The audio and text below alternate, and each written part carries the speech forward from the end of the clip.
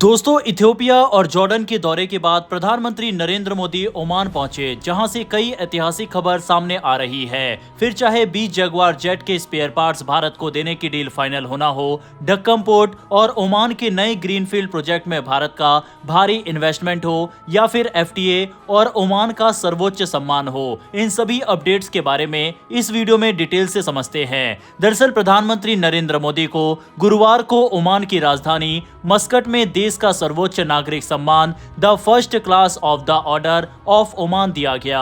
ये सम्मान पीएम मोदी को मिलने वाला 29वां अंतर्राष्ट्रीय सम्मान है। इससे पहले ये सम्मान महारानी एलिजाबेथ, नेल्सन मंडेला, जापान के सम्राट अकिहितो और जॉर्डन के किंग अब्दुल्ला जैसे विश्व के बड़े नेताओं को मिल चुका है। ये सम्मान भारत और ओमान के बीच मजबूत होते भरोसे और रणनीतिक रिश्तों को दर्शाता है। इसी दौर के दौरान भारत और ओमान के बीच एक ऐतिहासिक फ्री ट्रेड एग्रीमेंट पर भी हस्ताक्षर हुए।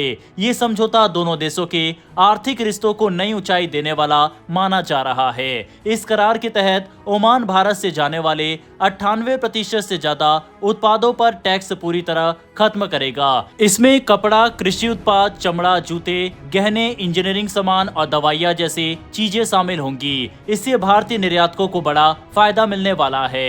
भारत भी इस समझौते के तहत ओमान से आने वाले कई जरूरी उत्पादों पर आयात शुल्क कम करेगा। इनमें खजूर, मार्बल, पेट्रोकेमिकल्स और कुछ अन्य कच्चे माल शामिल है। इस समझौते से दोनों देशों के बीच सालाना 10 अरब डॉलर से ज्यादा के व्यापार को और बढ़ावा मिलने की उम्मीद है। ओमान भारत के लिए इसलिए भी अहम है क्योंकि वह स्ट्रेट ऑफ हॉर्मुज के पास स्थित है, जहां से दुनिया का बड़ा हिस्सा तेल सप्लाई होता है। प्रधानमंत्री नरेंद्र मोदी ने कहा कि ये समझौता व्यापार को नई गति देगा, निवेश में भरोसा बढ़ाएगा और कई नए क्षेत्रों में अवसर खोलेगा। ये समझौता ऐसे समय पर हुआ है जब भारत को अमेरिका में भारी टैरिफ का सामना करना पड़ रहा है।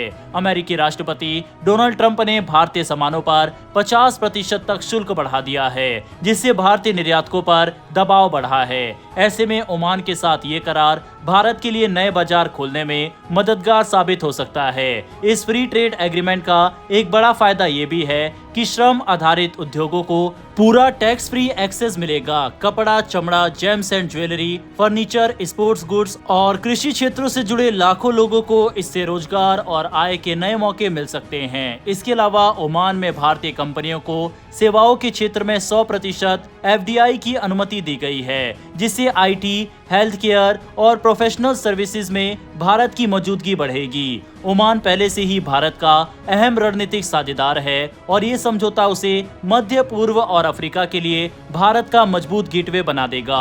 पीएम मोदी का ये दौरा, जिसमें इथियोपिया और जॉर्डन भी शामिल थे, भारत की विदेश नीति में बढ़ती सक्रियता और वैश्विक प्रभाव को साफ दिखाता है। ये समझौता आने वाले वर्षों में भारत की अर्थव्यवस्था और वैश्विक व्यापार को नई दिशा देने वाला साबित हो सकता है।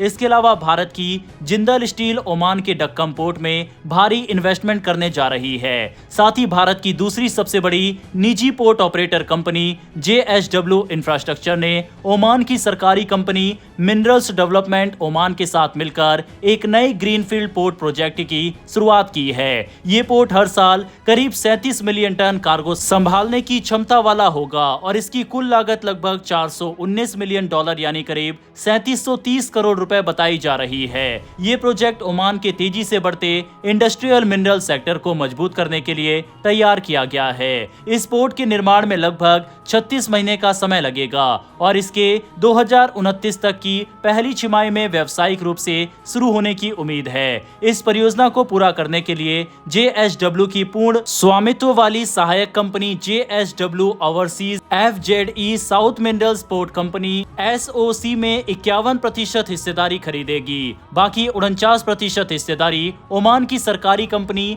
MDO के पास रहेगी। यह नया पोर्ट ओमान के दोफार क्षेत्र में मौजूद चूना पत्थर, जिप्सम और डोलोमाइट जैसे खनिजों के निर्यात में अहम भूमिका निभाएगा। ये खनिज भारत के स्टील और सीमेंट उद्योग के लिए बेहद जरूरी कच्चा माल है। ओमान में इन खनिजों के बड़े भंडार मौजूद है, जिससे भारत को लंबे समय तक सुरक्षित सप्लाई मिलने में मदद मिलेगी। इस पोर्ट के बनने से बल्क कार्गो की आवाजाही ज्यादा तेज और आसान होगी, सप्लाई चेन मजबूत होगी और क्षेत्रीय समुद्री कनेक्टिविटी में भी सुधार आएगा।